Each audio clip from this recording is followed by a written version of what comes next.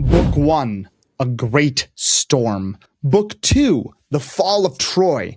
Today, we're on to our simple narration of the Aeneid with Book 3.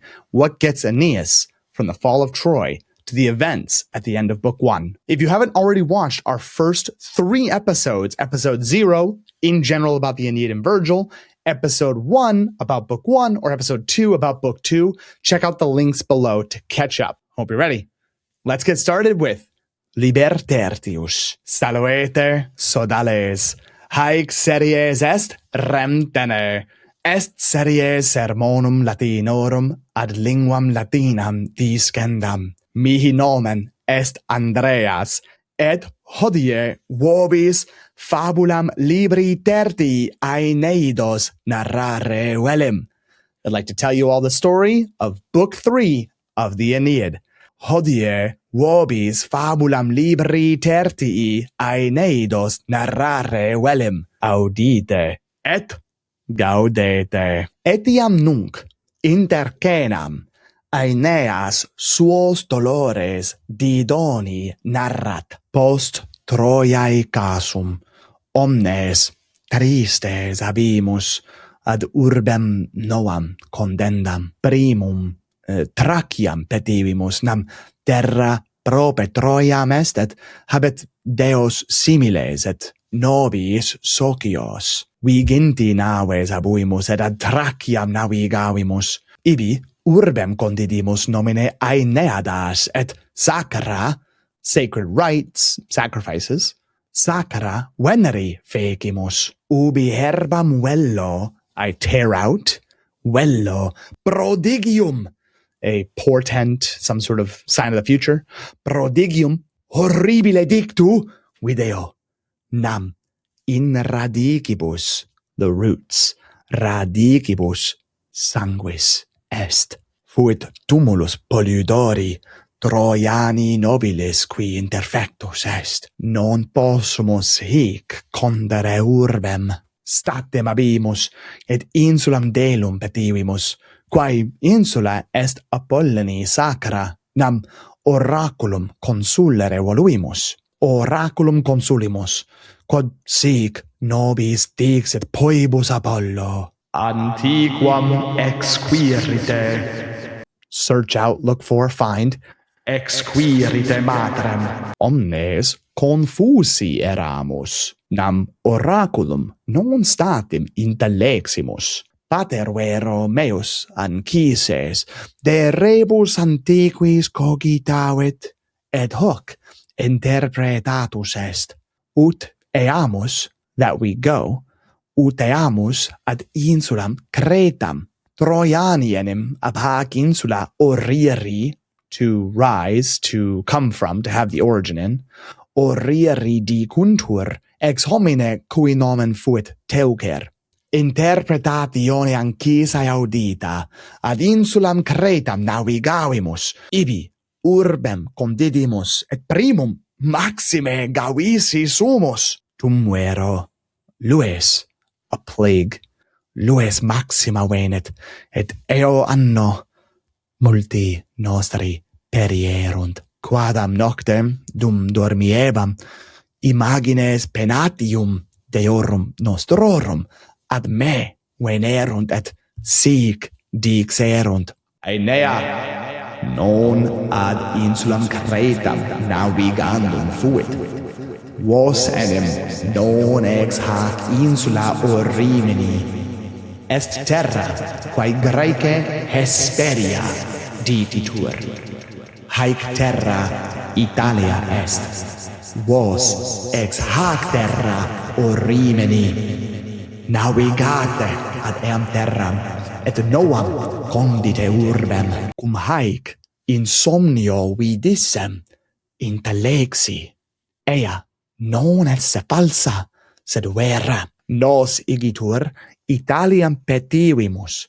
Dum vero navigabamus, maxima tempestas orta est, et depellebamur. We were pushed away towards, we were sent to, depellebamur in insulas Stropades, quae in Graecia sunt. illic harpuiae cibum nobis ceperunt, et unaearum sic dixit, non ad Italiam pervenietis dum, until dum mensas comedatis ob famem.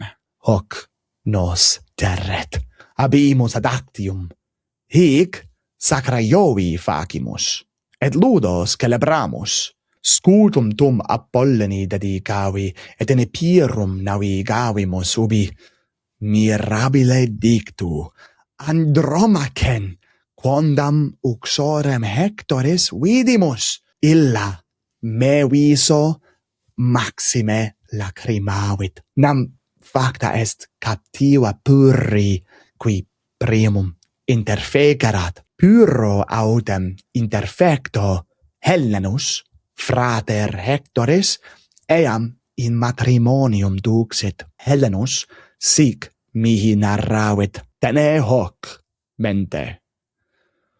Ubi videbis suem, a sow, a female pig, suem albam, cum triginta porcellis, ad finem itineris perveneris. Quibus dictis Hellenus dona aurea et eburnea, ivory, made of ivory, eburnea nobis dedit, et arma puri, qui priamum interfecerat, nobis dedit ob verba, et dona maximas egi gratias, eos reliquimus, et Italiam denuo, again, denuo petivimus. Dum navigabamus, Achates amicus fidissimus, most faithful, very trustworthy, fidissimus Italiam videt, quam gaudebamus, ad eam navigare incipiebamus,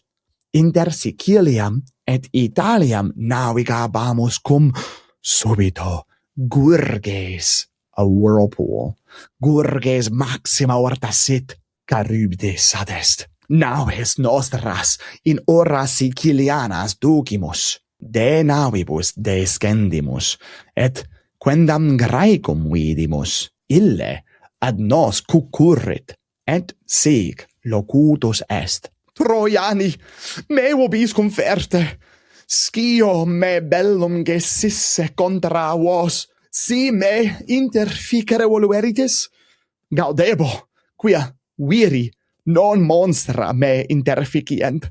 Anchises benigne eum consolatus est, loqui pergit sic. Mihi nomen est Achaemenides, amicus ulixis fui.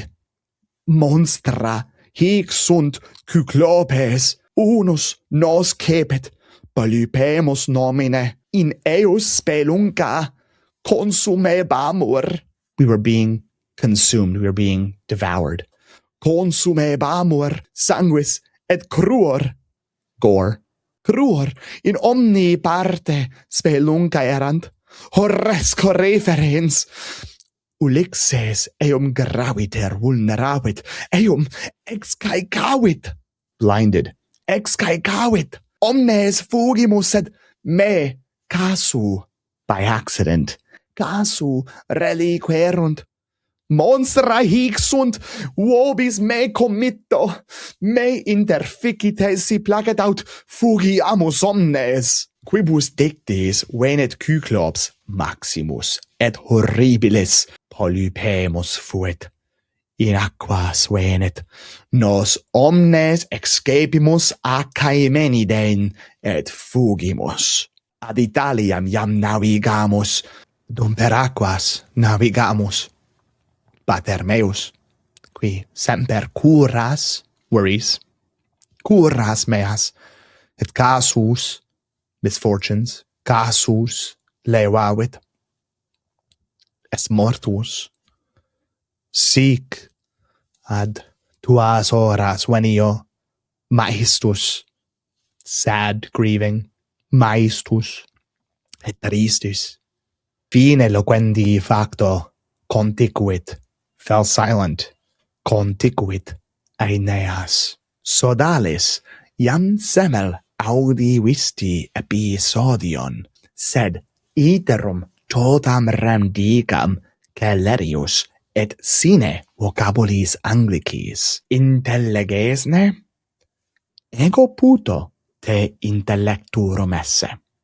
Ecce episodion. Antequam iterum dixero sodales volo gratias agere patronis nostris, sine illis haec omnia fieri non possent, si vultis no sustentare apud patrion, constat minimo, sed valet nobis multum. It means a lot to us. Valet nobis multum. Gratias agimus. Bene, ad episodion. Salvete, sodales, haec series est Rem Tene, est series sermonum Latinorum ad linguam Latinam discendam. Mihi nomen est Andreas, et hodie vobis fabulam libri terti Aeneidos narrare velim, audite et gaudete. Et iam nunc intercenam Aeneas suos dolores didoni narrat. Post Troiae casum, omnes tristes habimus ad urbem novam condendam. Primum Thraciam petivimus, nam terra prope Troiam est, et habet Deo similes et novis socios. Viginti naves habuimus, et ad Thraciam navigavimus. Ibi urbem condidimus nomine Aeneadas, et sacra Veneri fecimus. Urbi herbam vello prodigium horribile dictu video, nam in radicibus sanguis est. Fuit tumulus polydori Troiani nobilis qui interfectus est. Non possumus hic condere urbem. Statem habimus, et insulam Delum petivimus, quae insula est Apolloni sacra. Nam oraculum consulere voluimus, oraculum consulimus, quod sic nobis dixit poibus Apollo, antiquam exquirite matrem. Omnes confusi eramus, nam oraculum non statim intelleximus, paterve Romeus Anchises de rebus antiquis cogitavit, et hoc interpretatus est. Uteamus ad insulam Cretam. Troiani enim ab hac insula oriri dicuntur, ex homine cui nomen fuit Teucer. Interpretatione Anchisae audita, ad insulam Cretam navigavimus. Ibi urbem condidimus, et primum maxime gavisi sumus. Tum vero, lues maxima venet, et eo anno multi nostri perierunt, quadam nocte dum dormiebam, imagines penatium deorum nostrorum ad me venerunt, et sic dixerunt. Aenea non ad insulam Cretam navigandum fuit. Vos enim non ex hac insula Orrimeni, est terra quae Graece Hesperia dicitur. Haec terra Italia est. Vos ex hac terra Orrimeni navigate ad eam terram et novam condite urbem. Cum haec in somnio vi dissem, intellexi ea non esse falsa, sed vera. Nos igitur Italiam petivimus, dum vero navigabamus. Maxima tempesta sorta est, et depellebamur in insulas Tropades, quae in Graecia sunt. Illic harpuiae cibum nobis ceperunt, et unae arum sic dixit, non ad Italiam pervenietis dum mensas comedates ob famem.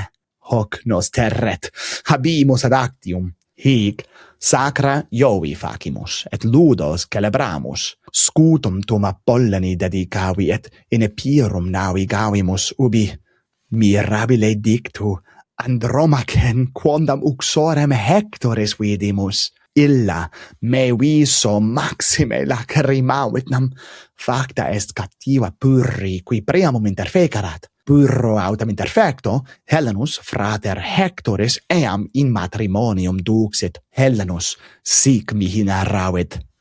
Tene hoc mente. Ubi videbis suem albam cum triginta porcellis ad finem itineris per Veneris. Quibus dictis Helenus dona aurea Eburnea nobis dedit, et arma Pyrrhi, qui primum interfecerat, nobis dedit, ob verba et dona maximas egi gratias. Eos reliquimus et Italiam denuo petivimus. Dum navigabamus, Acates amicus fidissimus Italiam vidit, quam gaudebamus ad eam navigare incipiebamus. Inter Siciliam et Italiam navigabamus cum subito gurges maxima ortasit, Charybdis adest. Naves nostras in ora Sicilianas ducimus. De navibus descendimus et quendam Graecum vidimus. Ille ad nos cucurrit et sic locutus est. Troiani, me vobis conferte. Scio me bellum gessisse contra vos, si me interficere voluberitis gaudebo, quia virim non monstra me interficient. Anquis es benigne eum consolatus est. Loqui pergit sic. Mi nomen est Achaemenides. Amigos Ulixis fui. Monstra hic sunt Cyclopes. Unus nos cepit. Polypemus nomine. In eos spelunca consumebamur sanguis et cruor in omni parte speluncae erant. Horresco referens. Ulixes eum graviter vulneravit, eum excaecavit. Omnes fugimus, sed me casu reliquerunt. Monstra hic sunt, vobis me committo, me interficite si placet, aut fugiamus omnes. Quibus dictis venit Cyclops maximus et horribilis Polypemus fuit. In aquas venit. Nos omnes excepimus Achaemeniden et fugimus. Ad Italiam iam navigamus. Dum per aquas navigamus, pater meus, qui semper curas meas et casus levavit, est mortuus. Sic ad tuas horas venio, maestus et tristis. Fine loquendi facto, conticuit Aeneas. Bene, satis est. Haec hodie habui quae dicerem. Quid tu? Placuit ne tibi haec narratio libri tertii? Si placuit, scribe, placuit, inter commentarios. Et nobis scribere potestis apud situm nostrum habesnelac.com linea inclinans contact. Gratias vobis agimus quod nos loquentes audi vistis. Speramus hoc episodium vobis placuisse. Si placuit vobis hoc episodion, ecce hoc multum vobis placebit. Curate ut in proximum valeatis. Et mementote sodales. Rem Tenē, verba sequentur.